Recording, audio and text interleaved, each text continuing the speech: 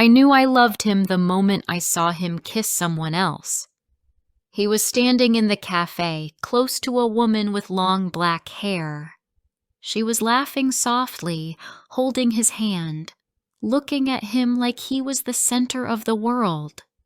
Then, without hesitation, he leaned in and kissed her.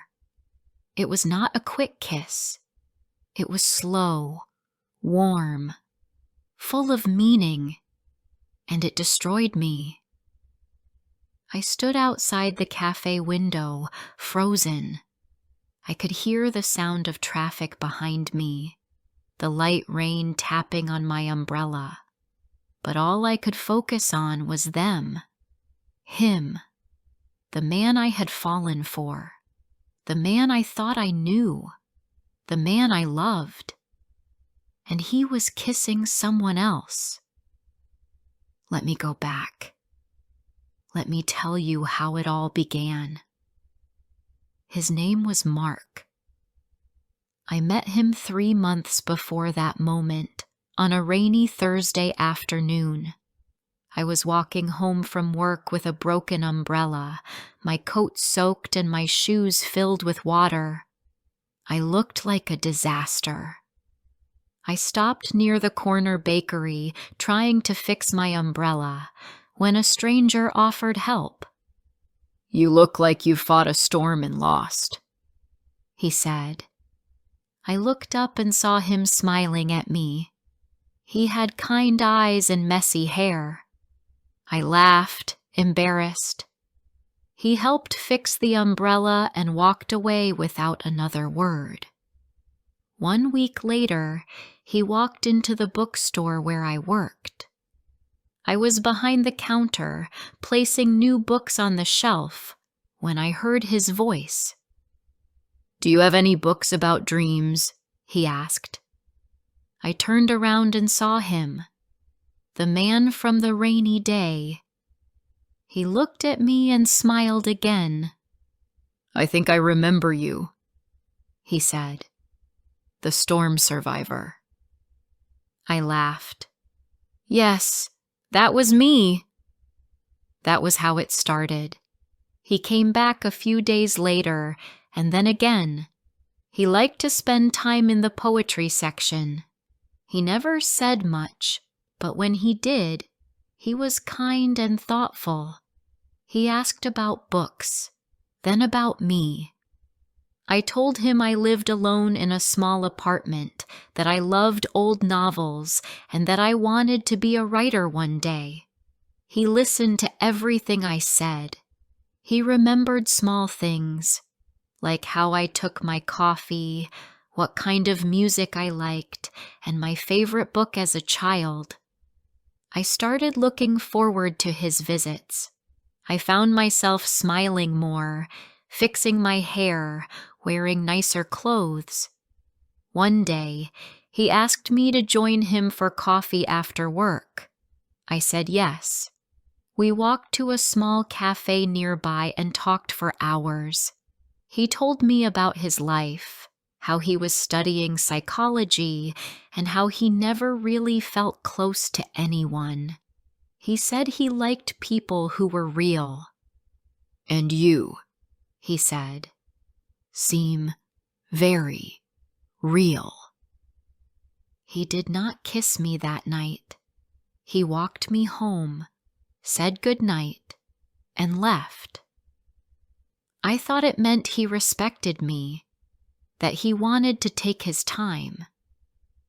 Just before we continue, let us know which city and country you are listening this story from, and I would love if you could subscribe. It helps me share more stories like this. Weeks passed, and we became close. We texted almost every night. He came to the store more often. We met for coffee on Sundays. He never made a clear move, but he never pulled away either. He gave me attention, smiles, kindness. I started to fall in love. I told my best friend Tara about him. She was worried. "If he likes you, why hasn't he done anything?" she asked. Maybe he's shy, I said. Maybe he's waiting for the right moment. Or maybe, she said, he's keeping you close because it feels good, not because he wants something real. I did not listen. I believed in him. I believed he was different. Then came that cold Sunday morning. I was on my way to meet Tara for breakfast. I passed by the cafe Mark and I always went to. As I walked past the large window, I saw him inside. My heart lifted. But then I saw her, sitting across from him, smiling, holding his hand. Then came the kiss. I stopped walking. I stood there, my heart breaking with each passing second. I wanted to walk in and say something. I wanted to scream, but I could not move. I watched them, then turned away and walked back home. I did not go to breakfast. I did not reply to Tara's messages. I sat on my bed and stared at the wall. My phone buzzed later that evening. Hey, haven't seen you all day. Everything okay? It was him. I wanted to throw my phone, but I said nothing. The next day he came into the bookstore. He smiled like nothing was wrong. Hey, Emma, you all right? I forced a smile. Just a bit tired. He looked at me carefully, like he felt something was off, but he said nothing more. He walked to the poetry section and stayed there for a while. I stood behind the counter, heart pounding, wondering how he could act like everything was fine. I had seen him kiss her. I had seen the truth. Yet he was here, pretending. I kept quiet. I did not confront him. I did not cry, but inside I was breaking. Days passed. He kept coming. I kept pretending. He sent messages. I replied with short answers. I told myself I would forget him, that I would stop caring. But every time I saw his name, my heart ached. I could not stop thinking about him, about the things he said, the way he looked at me, the quiet moments we shared. I still hoped it was a mistake, that she was someone from his past, that it meant nothing. But deep down, I knew. I had given my heart to someone who never wanted it. After a week of silence, I decided I needed answers. I sent him a message. Can we talk? He replied right away. Of course. Want to meet at the cafe? We met the next evening. He looked happy to see me. I sat down and looked at him. I saw you last Sunday, I said. He looked confused. Where? At the cafe. With the woman. You kissed her. His face changed. He looked away. Then he nodded. Yes, that's my girlfriend. I felt sick. How long? A few months. My hands shook under the table. So everything with me, it meant nothing? He sighed. Emma, I never meant to hurt you. I thought you knew. Knew what? That we were friends. Friends. That word hit me like a slap. You never said that, I whispered. I didn't think I had to. I stood up. My legs felt heavy. My heart felt empty. I loved you, I said. He did not reply. I left without another word. That night, I cried harder than I ever had, not because he chose someone else, but because I let myself believe he would choose me. The morning after I told Mark the truth, I did not want to get out of bed. My pillow was wet from tears. My eyes were swollen. The light coming through the window felt too bright. Everything felt too much. But I had to go to work. Life does not stop just because your heart is broken. At the bookstore, I moved like a shadow. I answered customers, organized shelves, smiled when needed. But inside, I was silent. It was like my feelings had turned into ice, cold, still, and heavy. I told Tara everything. We met that evening at our favorite bench in the park. She held my hand. "Emma," she said softly, "I'm so sorry." I shook my head. "You warned me.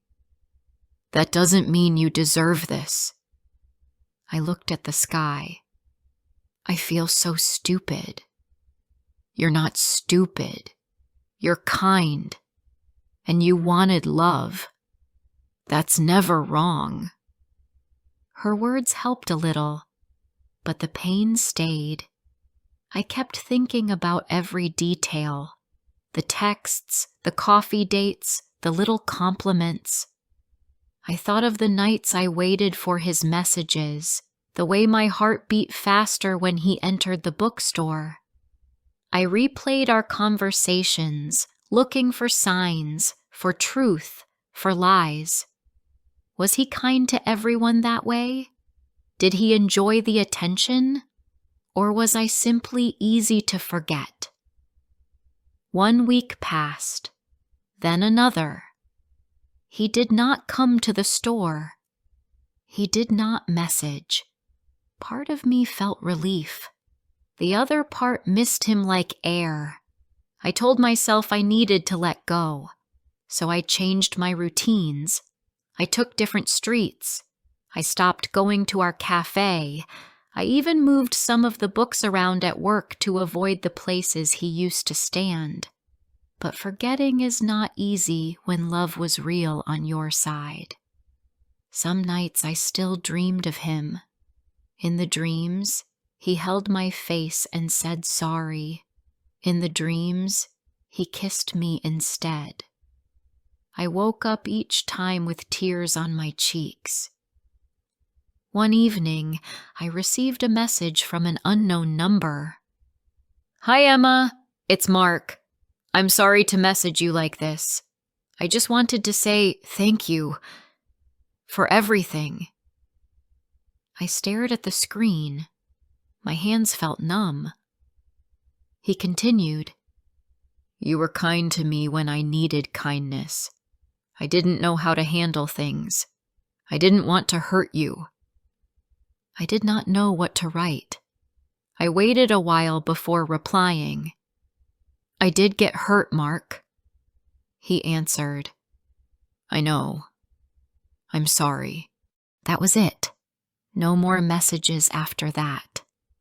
I cried again, not because I missed him, but because he still had the power to make me feel small. Tara said I needed a break. "Come with me this weekend," she said. "My cousin has a cabin near the lake. Quiet, peaceful, no Wi-Fi." I agreed. We left early Saturday morning. The drive was long but calm. Trees lined the road, and soft music played in the background. Tara talked about her job, her cat, the last book she read. I listened, grateful for her presence. The cabin was small but beautiful. It stood near the water, with a little deck facing the lake. The air smelled fresh. Birds sang in the trees. I took long walks, breathed deeply, and stared at the stars at night. It felt like my heart was trying to heal. On the second night, I sat alone by the lake. Tara had gone to sleep. The sky was full of stars, and the water was still. I held a blanket around my shoulders and watched the moon's reflection. I thought about love. I thought about how easy it was to fall for someone who gave you attention, how dangerous it was to imagine things they never promised. I blamed him, but I also blamed myself. I gave too much. I expected too much. I wanted to be loved so badly that I ignored the signs. But I also realized something important. I deserved more than half love. I deserved someone who would choose me completely, not someone who kept me close while holding someone else's hand. When I returned from the cabin, I felt lighter. The pain was still there, but it was softer now. I went back to work with a clearer mind. I smiled more. I even started writing again. Short stories, little pieces of emotion and memory. It helped. One afternoon, while I was working, a customer asked for help finding a book. I walked with him to the shelf and answered his questions. He thanked me with a warm smile. Later, he came back to the counter. "You helped me earlier," he said. "I wanted to say thanks. You're really good at this." I smiled. "Thank you." He looked nervous. "Would you maybe want to have coffee sometime?" I was surprised. "That's kind of you," I said. "But I'm not ready yet." He nodded. "I understand. Maybe another time." After he left, I felt proud of myself. I had not said yes just to feel wanted.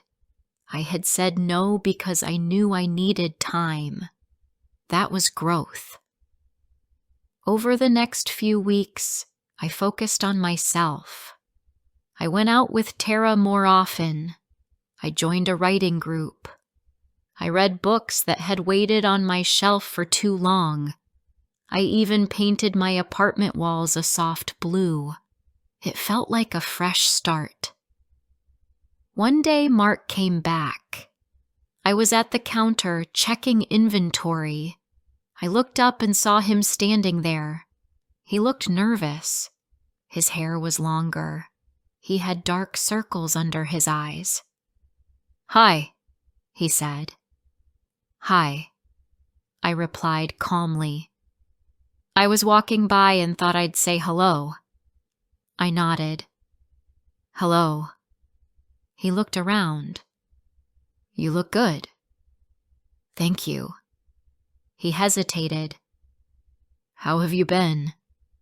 "Better," I said. "I've been focusing on myself." He smiled softly. "That's good. I'm glad." There was a pause. Then he said, "I broke up with her." I said nothing. I realized I wasn't being honest. With her, or with myself. Still, I said nothing. I think I was scared. I liked you so much, but I didn't know what to do with it. I looked at him. "You hurt me, Mark." "I know. I needed honesty, not confusion." "You deserved better," he said. "Yes," I replied. "I did." He nodded. "Would you ever consider talking again? As friends?" I thought for a moment. Then I smiled gently. No. He blinked. No? I forgive you, Mark, but I'm not going back. I gave you my heart once. That was enough. He stood there, silent. Then he nodded slowly. I understand. I'm sorry. He walked out of the store. I watched him leave, and I felt something I had not felt in a long time. Peace. After Mark walked out of the bookstore, I stood for a few seconds watching the door slowly swing closed behind him. I felt something inside me settle. Not like falling, but like something finding its proper place. I did not cry. Not then. I had already shed enough tears. For months, I had been filled with confusion and pain, but now I felt strangely quiet. Not empty, just finished. Something had ended, and for the first time, I was not afraid of what came next. That evening, I cleaned my small apartment slowly. I took down the old photos on my fridge. I changed the sheets on my bed. I made a pot of soup even though I was not hungry. I needed to feel like I was doing something, that I was still in control of my life, even if my heart was still healing. I lit a candle and sat by the window, watching the city lights flicker like stars. I thought of the girl I had been a year ago, hopeful, trusting, full of soft dreams. I felt sad for her, but not ashamed. She had loved with her whole heart. That was not a mistake. The only mistake was waiting too long to see the truth. The next day, I went to work early. I greeted my coworkers with more energy than I felt. I helped a child find a book about dinosaurs. I smiled when an older woman asked if we had any stories about second chances. I told her, yes, we all need those, don't we? At lunch, I opened my notebook and started writing again. The words came slowly at first, like drops of rain, then faster, like a steady stream. I did not write about Mark, not directly, but I wrote about pain, about letting go, about women who chose themselves in the end, even when it hurt. One of the stories I finished that day was about a girl who built a garden in her living room. Each plant she grew was something she had lost. One for love, one for trust, one for her voice. She watered them every day. In the end, she learned that they had never died. They had only been waiting for care. That evening, I sent the story to Tara. She read it in one sitting and called me right after. Emma, this is beautiful. You're writing with your heart. I smiled. Maybe it's healing. It is, she said. And I'm proud of you. I thanked her, then sat for a long time in the quiet. I felt something shift again. Not pain, not sadness, but space. A small, new space in my heart that was ready for something better. A week later, Daniel came into the store again. He was holding a cup of tea in one hand and a book in the other.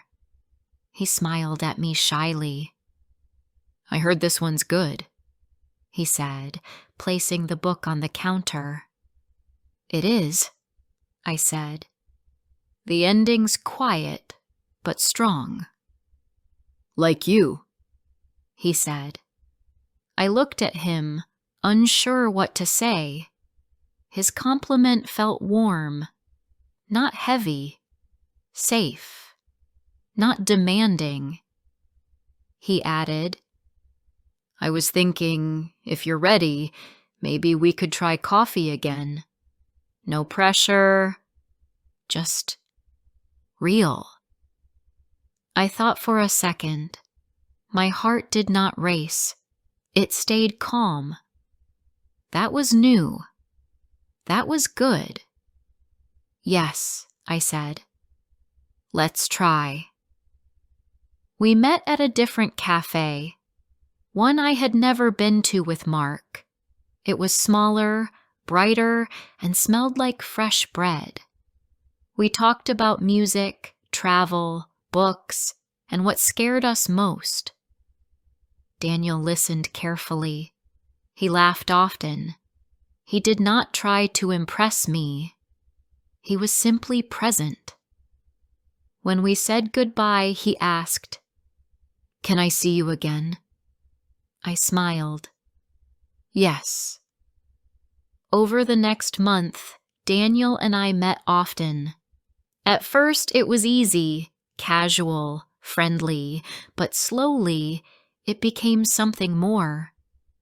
He remembered the small things, the way I liked my tea, the exact shade of pen I used when I wrote, the fact that I hated noisy places. He never tried to fix me. He simply let me be. One day we sat in the park, watching people walk their dogs. Daniel looked at me and asked gently, "Are you scared of loving again?" I nodded.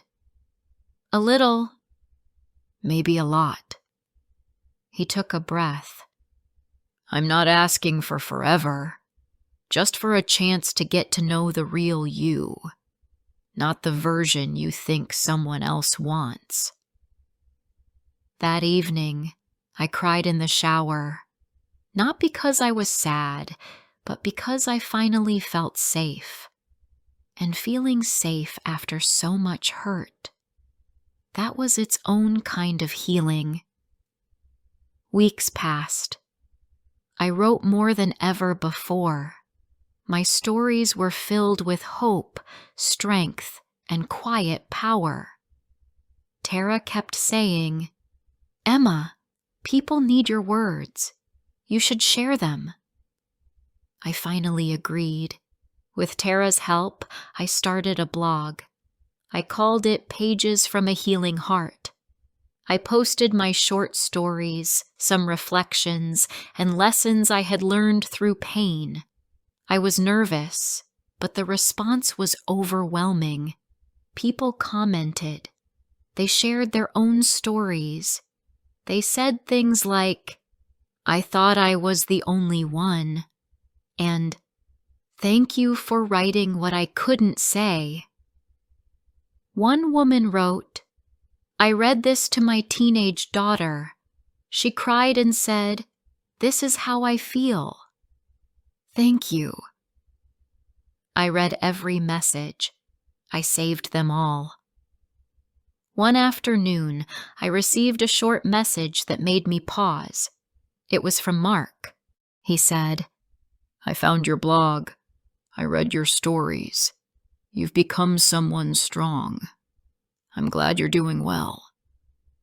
I stared at the message for a while, then simply replied, "Thank you. I wish you well too." I felt no anger, no ache, just peace. I closed my phone and turned to Daniel, who was cooking in my kitchen. He looked up, smiled, and said, "Want to taste this?" I walked over, took the spoon, and nodded. "It's perfect." So was that moment. A few months later, something surprising happened. A small publishing house contacted me. They had seen my blog and wanted to publish a collection of my stories. I was shocked, scared, and thrilled. I said yes. I worked for weeks, polishing the stories, adding a few new ones. I titled the book The Quiet Things That Hurt. It was a collection of soft heartbreaks and brave recoveries. When the book came out, we held a small launch at the bookstore. Tara made cupcakes. Daniel brought wildflowers. I read 2 stories aloud. When I looked up, I saw people wiping tears.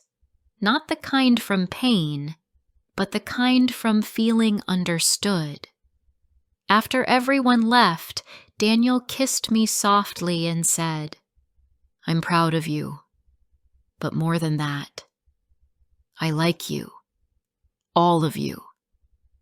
I whispered back, "Thank you for waiting." He smiled. "You were worth it." Now, a year later, I sit by my window again. A soft breeze blows through the curtain. My tea is warm. My heart is whole. And I finally know what love should feel like. Calm, honest, and shared. Mark was a chapter. Daniel is a new beginning. But the story, the real story, is mine.